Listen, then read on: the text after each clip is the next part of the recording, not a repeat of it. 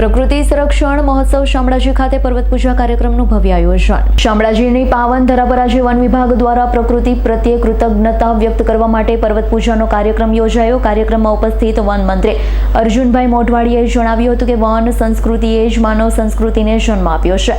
મંત્રીએ ખાસ કરી આદિવાસી સમાજનો આભાર માનતા કહ્યું હતું કે આદિવાસી ભાઈઓ બહેનોના કારણે જ આજે આપણા પર્વત અને વન્યજીવો સુરક્ષિત છે। આ પ્રોજેક્ટ હેઠળ એક પેડ માં કે નામ અભિયાન અને વન વિભાગના વિવિધ કાર્યક્રમો દ્વારા પર્યાવરણનું સંતુલન જાળવવા અને ગ્રીન કવર વધારવા પર ભાર મૂકવામાં આવ્યો છે। આયોજનથી આગામી સમયમાં ક્લાઇમેટ ચેન્જ જેવી સમસ્યાઓ લડવા મોટી મદદ મળશે તે મંત્રીએ ઉમેર્યું હતું।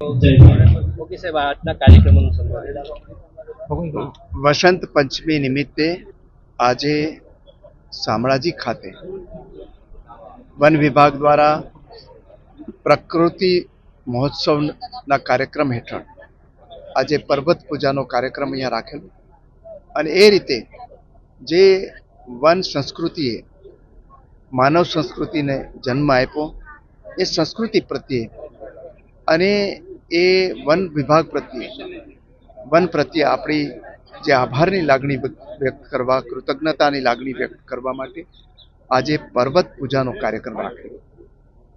આ જે પર્વતોને બચાવવાનું કામ જો કોઈએ કર્યું હોય તો એ આપણી આદિવાસી સંસ્કૃતિ અને આદિવાસી ભાઈ બહેનોએ કર્યું છે અને એને કારણે જ આજે પર્વતો આપણા ભેરા ભેરા છે અને સાથે સાથે વન્યજીવો પણ છે ત્યાં સુરક્ષિત રહ્યા છે। આપણે ગુજરાતની અંદર અહીંયા સહ્યાદ્રીથી શરૂ કરીને અરવલ્લીના પર્વતો અહીંયા આવેલા છે, ગીરના પર્વતો છે, બીજા નાના મોટા પર્વતો પણ છે। ત્યારે માનનીય મુખ્યમંત્રીશ્રીએ જે અરવલ્લી હારમાળા છે હરિયાણાથી શરૂ કરીને ગુજરાત સુધી 7 રાજ્યોમાં પથરાયેલી છે।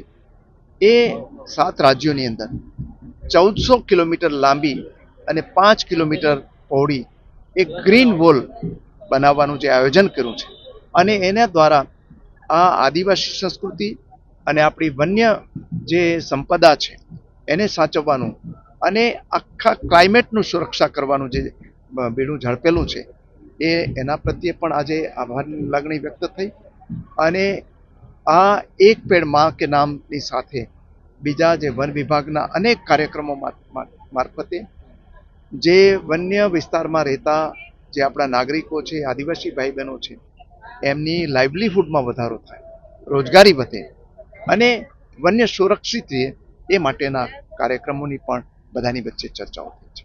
Thank you. જયદીપ ભાટિયાનો રિપોર્ટ S9 ન્યૂઝ અરવલ્લી। અમારી તમામ માહિતીથી અપડેટ રહેવા માટે જોડાયેલા રહો S9 ન્યૂઝ સાથે।